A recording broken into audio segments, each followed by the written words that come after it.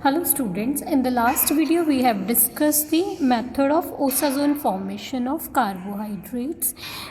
In carbohydrates, phenylhydrazine on reaction with glucose molecule, this is our glucose molecule, form hydrazone. When we treat this hydrazone with excess of phenylhydrazine, we get the osazone, in which first and second carbon get C double bond and NH phenylhydrazine group, first and second carbon. Now according to the mechanism proposed by the Fischer, this phenylhydrazine form hydrazone with this aldehyde molecule, then this phenylhydrazine oxidize this secondary alcohol group to keto and then form hydrazone with this keto group with the other molecule of phenylhydrazine. But this mechanism has drawback, as phenylhydrazine is reducing agent. If it is a reducing agent, how it is possible कि ये हमारा secondary alcohol की oxidation कर दे? तो इसके लिए हमारे पास एक और मैकेनिज्म है, it is modern mechanism. Modern mechanism जो हमें साइंटिस्ट ने दिया दैट इज वेगेंट, और इसको एमाडोरी मैकेनिज्म भी कहते हैं. इस मैकेनिज्म के अकॉर्डिंग जब भी हमारे पास कोई एल्डिहाइड ग्रुप, यहाँ पे हम ग्लूकोज की स्ट्रक्चर ही ड्रॉ कर रहे हैं,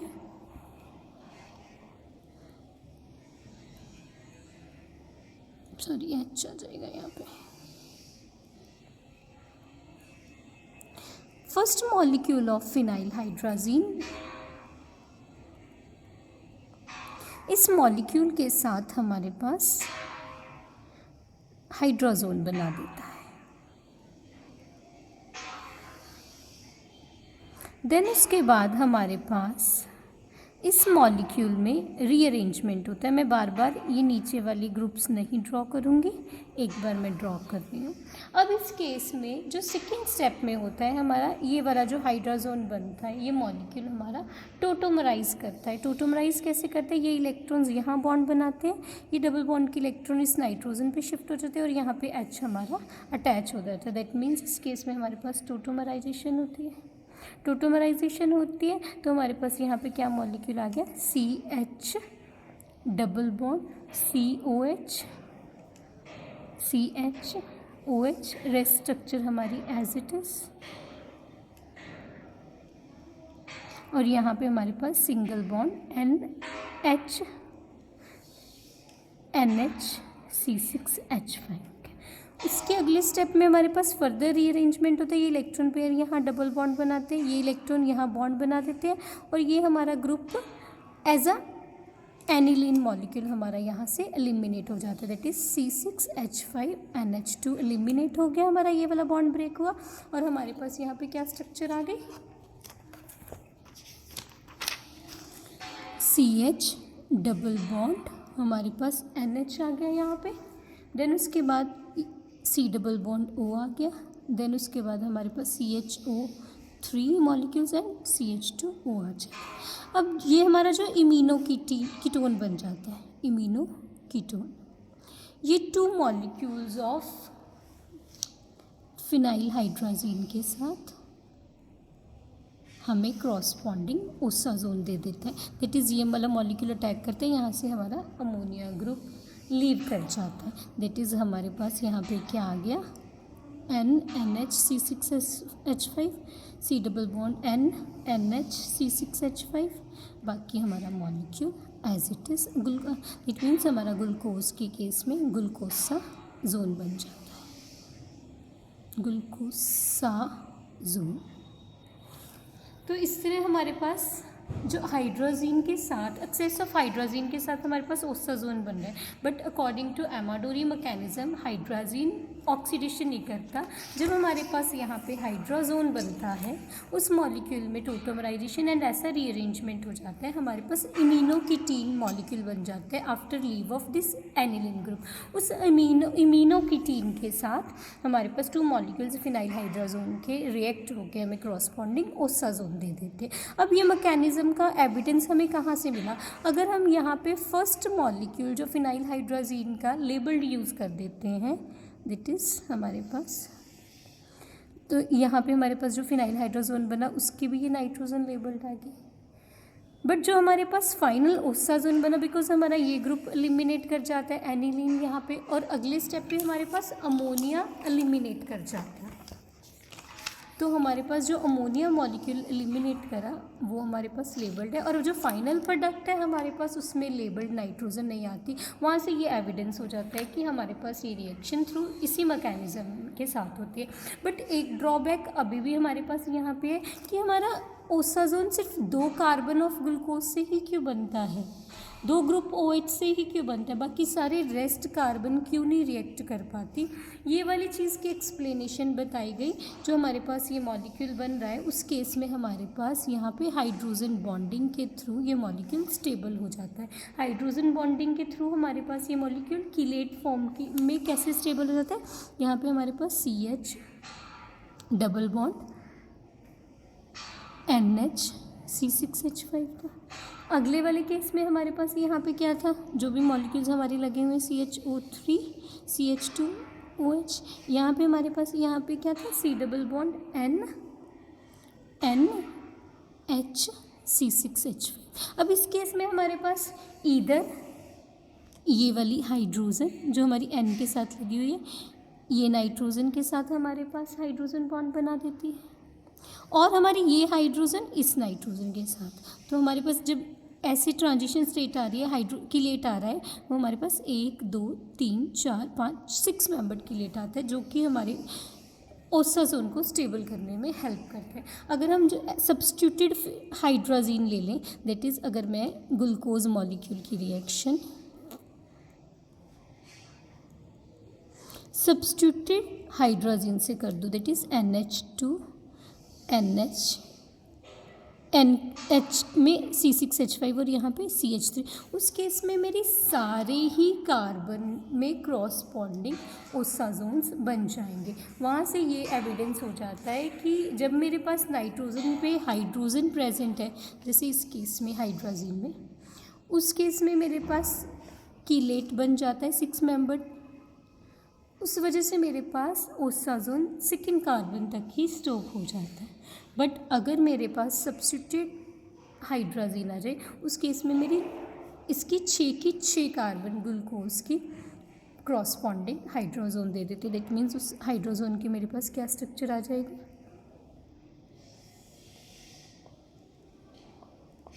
ऐसे ही हर कार्बन पे हमारे पास,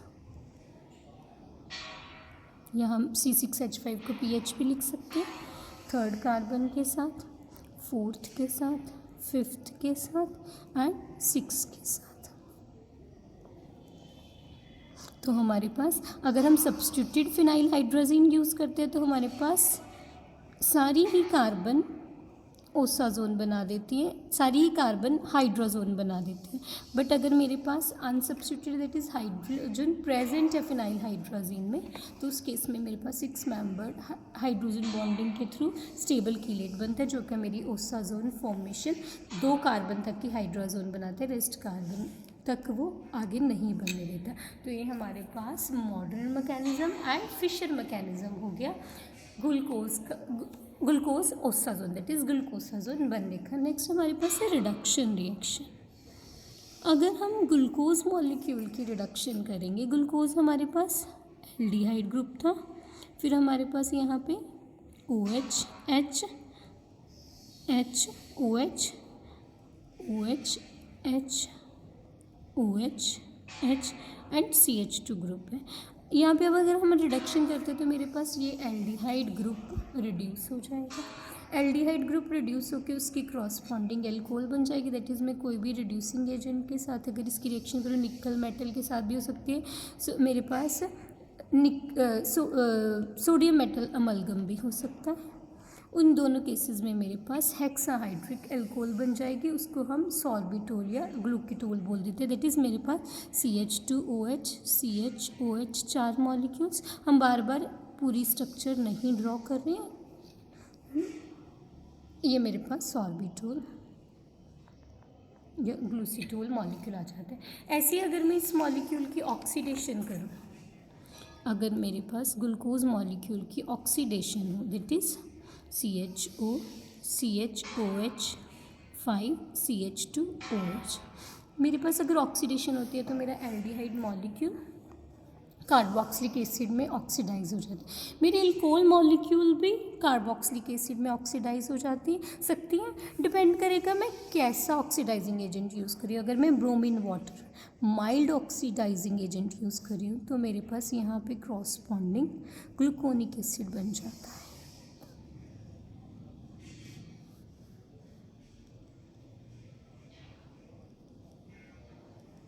बट अगर मैं स्ट्रॉन्ग ऑक्सीडाइजिंग एजेंट यूज़ करूँ यहाँ पे लाइक नाइट्रिक एसिड, तो उस केस में मेरे पास ग्लूकैरिक एसिड बन जाता है। मेरे दो ये एल्डिहाइड ग्रुप तो ऑक्सीडाइज होएगा, ये प्राइमरी अल्कोहल भी मेरी ऑक्सीडाइज हो जाएगी। दैट इज़ मेरे पास आ जाएगा ये मॉलिक्यूल मेरे पास ग्लूकैरिक एसिड होता है। अगर माइल्ड ऑक्सीडाइजिंग एजेंट है सिर्फ एल्डिहाइड ग्रुप ऑक्सीडाइज होगा। स्ट्रॉन्ग ऑक्सीडाइजिंग एजेंट है तो मेरे पास primary alcohol as well as ये एल्डिहाइड ग्रुप ऑक्सीडाइज होके मेरे पास डाइकार्बोक्सिलिक एसिड आ जाएगा। देन उसके बाद है, अगर मेरा glucose molecule mild oxidizing agent के साथ ऑक्सीडाइज हो रहा है, दैट इज़ ऑक्सीडेशन हो रही है, मेरा ग्लूकोज मॉलिक्यूल इजीली ऑक्सीडाइज हो रहा है तो वो एज ए रिड्यूसिंग एजेंट भी यूज़ हो सकता है। दैट मीन्स जो मेरा ग्लूकोज मॉलिक्यूल है वो रिड्यूसिंग नेचर का। रिड्यूसिंग नेचर में हमारे पास कोई भी ग्लूकोज मॉलिक्यूल है, अगर मेरा glucose molecule reducing agent act कर रहा है, वो दूसरे को रिड्यूस कर देगा और खुद ऑक्सीडाइज हो जाएगा। ऑक्सीडाइज कैसे हो रहा है हम ऑलरेडी डिस्कस कर चुके हैं, तो ये टोलन्स रिएजेंट के साथ। टोलन रिएजेंट हमारे पास क्या होता है, ammoniacal solution of silver nitrate होता है। Ammoniacal solution of silver nitrate में सिल्वर +1 में होता है, वो मेरा रिड्यूस हो जाएगा टू सिल्वर एंड साथ में मेरा जो ये मॉलिक्यूल है वो ऑक्सीडाइज हो जाएगा कार्बोक्सिलिक एसिड। हम यहाँ पे अमोनिकल सोल्यूशन यूज़ कर रहे हैं, कार्बोक्सिलिक एसिड बना है, वो अमोनिकल सोल्यूशन के साथ क्रॉसपॉन्डिंग हमें सॉल्ट दे देता है, दैट इज़ NH4 पॉजिटिव और CO नेगेटिव। तो ये मेरे पास ईजिली ग्लूकोज मॉलिक्यूल की ऑक्सीडेशन हो जाती है, ईजिली ऑक्सीडाइज हो रहा है तो वो as a reducing agent act कर सकता है। देन उसके बाद हमारे पास है next reaction of hydroxyl group. मेरे पास ग्लूकोज मॉलिक्यूल में 5 हाइड्रोक्सिल ग्रुप प्रेजेंट होते हैं। तो हाइड्रोक्सिल ग्रुप की रिएक्शन हमारे पास सबसे कॉमन रिएक्शन है एसिटाइलेशन। एसिटाइलेशन हमारे पास बेसिक क्या है, कोई भी alcohol molecule acetic acid, acetyl word use करें तो we will use acetic acid या एसिटिक एनहाइड्राइड के साथ मुझे corresponding ROC double bond O CH3 दे देगा। अब ग्लूकोज के केस में मेरे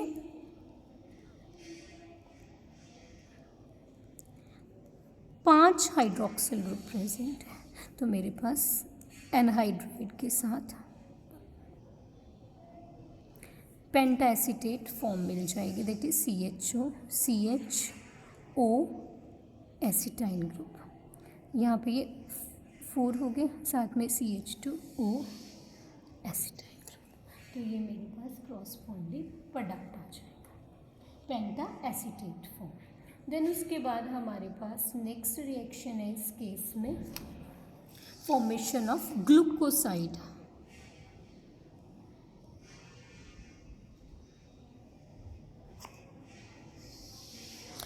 ग्लूकोसाइड्स कैसे हैं, क्या होते हैं और कैसे बनते हैं, इसके लिए हमें पहले हेमी एसिटल फॉर्म की नॉलेज होनी चाहिए। ग्लूकोज के केस में हमने हेमी एसिटल फॉर्म क्या करी थी, मेरा ग्लूकोज का एल्डिहाइड मॉलिक्यूल, पहले तो हम हेमी एसिटल फॉर्म एक जर्नल किसी भी एसिटल के साथ ऑलरेडी भी हम डिस्कस कर चुके हैं, या फिर करते एक जर्नल रिएक्शन। मेरे पास कोई भी एल्डिहाइड मॉलिक्यूल एक एल्कोहल मॉलिक्यूल के साथ RCHOR-OH, this is my hemiacetal form. Further एक और एल्कोहल मॉलिक्यूल के साथ मुझे एसिटल फॉर्म मिल जाती है, that is RCHOR-OR-, this is my acetal form. अब मेरे पास ग्लूकोज के केस में एल्डिहाइड ग्रुप भी प्रेजेंट है एंड एल्कोहल मॉलिक्यूल भी प्रेजेंट है, तो मेरे पास ये molecule cyclic form hemiacetal form में एग्जिस्ट करता है। दैट इज़ मेरे पास ग्लूकोज की ये स्ट्रक्चर थी ना, CHOH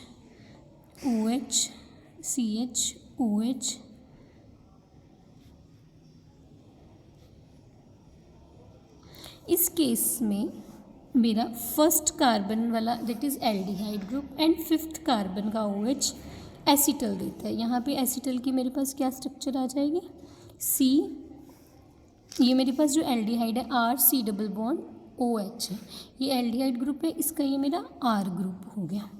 R की मैं स्ट्रक्चर एज इट इज़ लगा दूँ,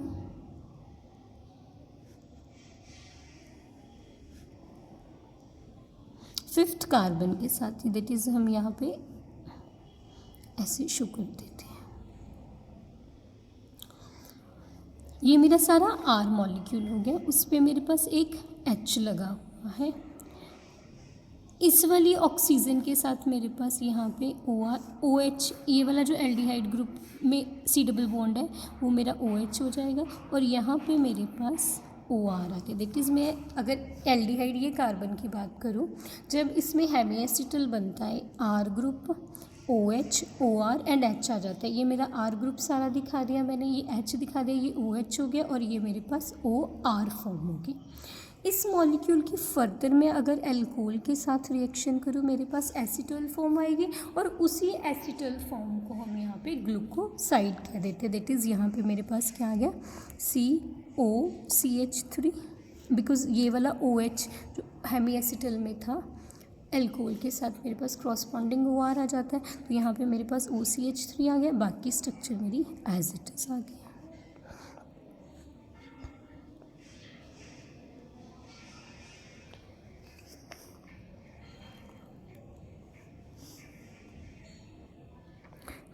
इसको हमारा ग्लूकोज के केस में ग्लूकोसाइड कह देते हैं।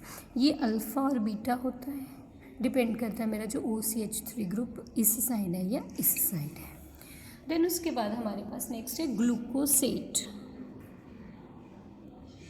ग्लूकोसेट्स हमारे पास क्या है, जो हमारे पास ग्लूकोज मॉलिक्यूल है कैल्शियम ऑक्साइड स्लेक्ड लाइम के साथ ग्लूकोसेट दे देता है, that is C6H12O6 calcium oxide, और ये मेरी वाटर सॉल्युबल फॉर्म होती है। फ्रक्टोज के केस में मेरे पास इनसॉल्युबल फॉर्म होती है। देन उसके बाद हमारे पास नेक्स्ट रिएक्शन है action with acids.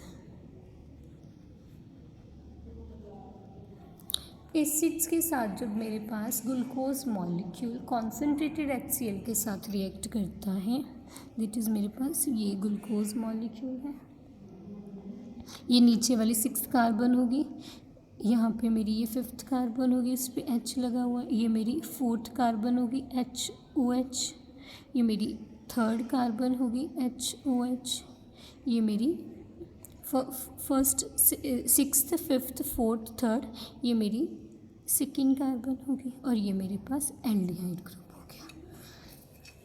Concentrated HCl के साथ ये मॉलिक्यूल हमें 5 मिथाइल फर्फ्यूरल दे देता है, दैट इज़ 3 वाटर मॉलिक्यूल यहाँ पे लूज हो जाते हैं। एक वाटर मॉलिक्यूल, एक वाटर ये मेरा हो जाता है ये वाला OH और ये वाली हाइड्रोजन, तीसरा मेरा ये वाला H और ये वाला OH। After 3 water molecule lose होके मेरे पास यहाँ पे क्या आ गया सिंगल बॉन्ड CH, यहाँ पे मेरे पास डबल बॉन्ड आ गया, यहाँ पे भी डबल बॉन्ड आ गया, यहाँ पे मेरे पास CH ग्रुप आ गया और यहाँ पे मेरे पास CH2OH आ गया और यहाँ पे वाटर लूज़ करके मेरे पास कार्बन ऑक्सीजन बॉन्ड आ गया। तो ये मेरे पास मॉलिक्यूल है 5 हाइड्रोक्सी मिथाइल फर्फ्यूरन। ये मॉलिक्यूल को अगर हमारा फिर HCl के साथ हम हीट करते हैं, दैट इज़ इसको हीट करें तो हमारे पास लेविलिनिक एसिड आ जाता है, that is CH3 C double bond O CH2 that is levulinic acid.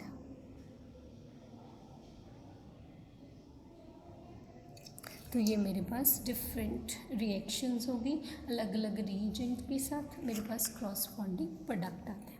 अब हमारे पास नेक्स्ट है, जब हम ग्लूकोज मॉलिक्यूल को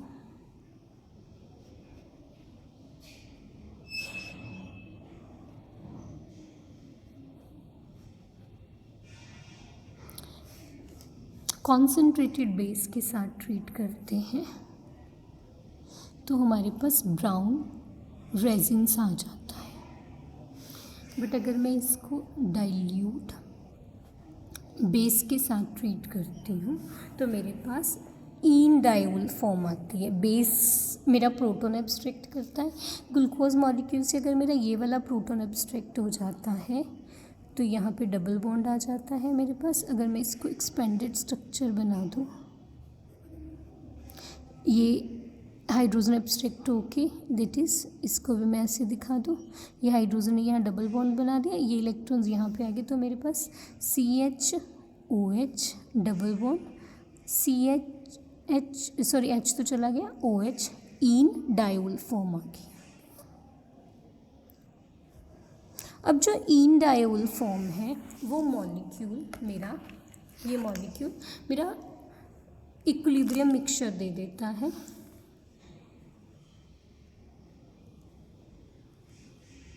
किस किस का? ग्लूकोज, मैनोज एंड फ्रक्टोज का। दैट मीन्स अगर मेरे पास अकेला ग्लूकोज मॉलिक्यूल है और उसे मैं माइल्ड बेस के साथ डाइल्यूट NaOH के साथ ट्रीट करूँ तो मेरे पास ग्लूकोज, मैनोज एंड फ्रक्टोज का मिक्सचर आता है। वो कैसे आता है? थ्रू इन डायोल फॉर्म पे।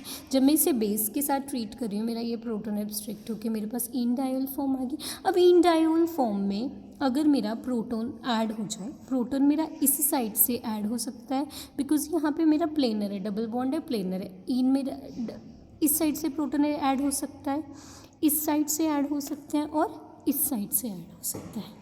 अगर मेरे पास प्रोटॉन इस साइड से ऐड होता है, मेरा प्रोटॉन इस साइड से ऐड हो रहा है तो मेरे पास मैनोज फॉर्म आ जाएगी। इस साइड से ऐड होता है ग्लूकोज फॉर्म आ जाएगी। इस साइड से ऐड होते हैं फ्रक्टोज। अभी हम तीनों स्ट्रक्चर ड्रॉ करें।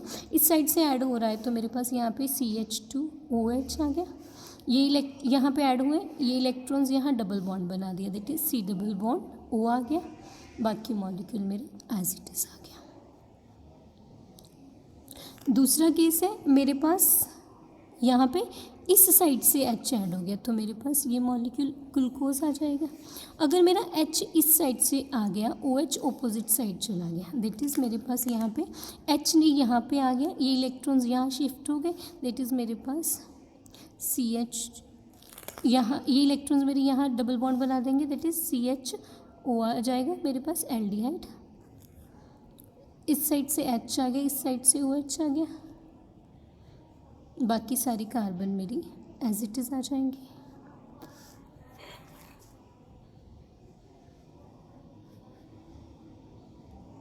तो ये मेरे पास मैनोज फॉर्म आ गई, ये मेरी फ्रक्टोज फॉर्म आ गई और ये मेरी ग्लूकोज है। तो जो मेरे पास इन डायोल बना है वो इक्विलिब्रियम मिक्सचर मेरा विद बेस तीनों फॉर्म्स का आ जाता है। इस अरेंजमेंट को, इस बेस के एक्शन को हमारे पास, इसका नेम है लॉबरी डी ब्रून वेन कैंस्टीन रीअरेंजमेंट। तो इस तरह मेरे पास, अगर मेरे पास अकेला ग्लूकोज, फ्रक्टोज या मैनोज तीनों में से कोई भी है और उसे मैं माइल्ड बेस के साथ ट्रीट कर रही हूँ, तो मेरे पास इक्विलिब्रियम मिक्सचर ऑफ तीनों फॉर्म्स आ जाता है। देन हमारे पास नेक्स्ट रिएक्शन है फर्मेंटेशन। फर्मेंटेशन में हमारे पास ग्लूकोज को जब हम C6H12O6 को फर्मेंटेज करते हैं विद सम एंजाइम जाइमेस, मेरे पास ethyl alcohol and carbon dioxide आ जाती है। तो ये हमारे पास डिफरेंट रिएक्शंस हैं। अब जितनी भी हमने स्ट्रक्चर स्टडी करी वहाँ से हमें open structure of glucose and glucose की जो हम स्ट्रक्चर कह रहे हैं ना, उसका एविडेंस मिल रहा है कि मेरे पास एक एल्डिहाइड ग्रुप है, 5 हाइड्रोक्सिल ग्रुप है, उसमें से भी एक मेरा प्राइमरी और 4 मेरे सेकेंडरी एल्कोहल ग्रुप है। अभी हम वो सारी रिएक्शंस डिस्कस करेंगे जहाँ से हमें ये एविडेंस मिलता है कि ग्लूकोज में मेरे पास ये स्ट्रक्चर प्रेजेंट है। सबसे पहले हमने ग्लूकोज में एल्डिहाइड मॉलिक्यूल की रिएक्शन करी थी। अगर मेरा ग्लूकोज मॉलिक्यूल HCN के साथ रिएक्शन कर रहा है, ऑक्साइन के साथ रिएक्शन कर रहा है और हाइड्रोजीन के साथ रिएक्शन कर रहा है, वहाँ से ये प्रेजेंट मिलता है मुझे क्लू कि मेरे उस मॉलिक्यूल में एल्डिहाइड ग्रुप प्रेजेंट है। दूसरा, अगर हम इसको माइल्ड ऑक्सीडाइजिंग एजेंट के साथ ट्रीट कर रहे हैं, वहाँ से मेरे पास ग्लूकोनिक एसिड मिलता है, वहाँ से ये क्लियर है कि मेरे पास एल्डिहाइड ग्रुप है। स्ट्रॉन्ग से करते हैं, वहाँ से मुझे ये क्लियर होता है मेरे पास एक प्राइमरी एल्कोहल है और एक एल्डिहाइड ग्रुप है। रिडक्शन करते हैं हम इस मॉलिक्यूल की तो हमें हेक्साहाइड्रिक एल्कोहल मिल रही है, तो वहाँ से भी हमें क्लियर आइडिया मिल जाता है एल्डिहाइड ग्रुप प्रेजेंट है। अगर हम एसिटिक एनहाइड्राइड के साथ इसकी रिएक्शन करते हैं, हमें पेंटा एसीटेट फॉर्म मिल रही है, वहाँ से ये क्लियर होता है हमारे पास 5 OH ग्रुप प्रेजेंट है। देन उसके बाद हमारी इस मॉलिक्यूल को हम ग्लूकोज को C6H12O6, हम बार बार स्ट्रक्चर जब हम रेड फॉस्फोरस और HI के साथ ट्रीट करते हैं तो हमारे पास वहाँ पे हेक्सेन मिलती है हमें, साथ में 2 आइडोहेक्सेन मिलती है।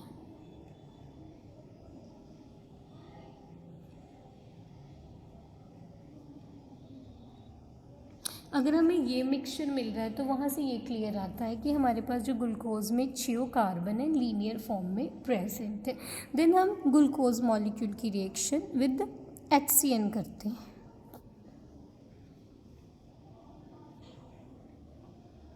HCN के साथ हमें साइनोहाइड्रिन मिलती है, दैट इज CHOHCN, बाकी सारी कार्बन एज इट इज।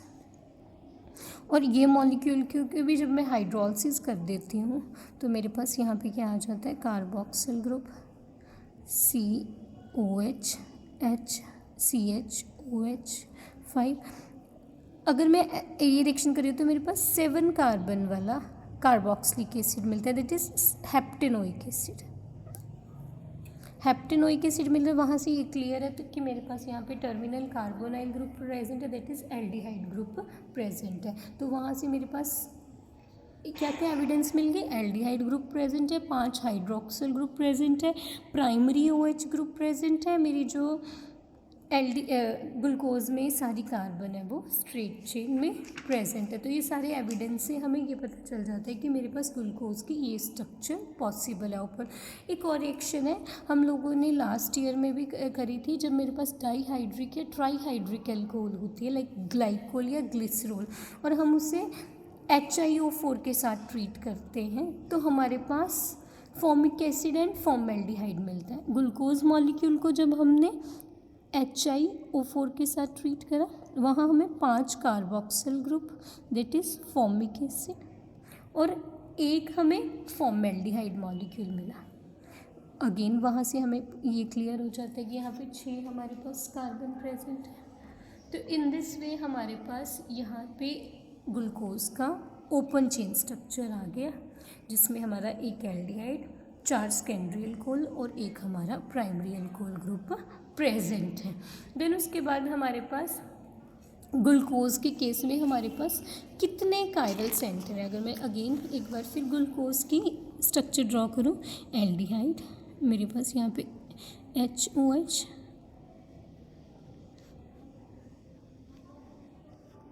अगर हम कायरल कार्बन हमारी कौन सी होते हैं, जहाँ पे डिफरेंट ग्रुप्स लगे होते हैं, ये मेरी कायरल होगी, मैं स्टार से रिप्रेजेंट कर रही हूँ। मेरे पास ग्लूकोज के केस में 4 कायरल कार्बन है, दैट मीन्स मेरे पास पॉसिबल आइसोमर्स कितने होंगे, 2⁴ 16। वो 16 आइसोमर्स मेरे पास क्या कौन कौन से हो गए, OH मेरा इस साइड है, OH मेरा इस साइड है, ऐसे में हर कॉम्बिनेशन में ऐसे ऐसे करके मेरे पास टोटल 16 आइसोमर्स हो गए। जैसे हमने अभी ड्रॉ करा था ग्लूकोज एंड मैनोज, ये मेरे पास ग्लूकोज फॉर्म है, मैनोज में मेरा OH इस साइड हो गया, H इस साइड हो गया, तो टोटल मेरे पास ऑप्टिकल एक्टिव आइसोमर्स ग्लूकोज के केस में 16 हो जाएंगे। तो जो हमारी इस मॉलिक्यूल की स्ट्रक्चर हमें on the basis of glyceraldehyde के बेसिस पे दी, एक प्रपोज स्ट्रक्चर है हमारे पास, open chain structure glucose molecule की, ये स्ट्रक्चर आ जाती है। तो ये सारे हमारे डिफरेंट एविडेंसेस हैं जहाँ से हमें ये पता चलता है हमारे ग्लूकोज मॉलिक्यूल ओपन चेन में इस फॉर्म में एग्जिस्ट करता है।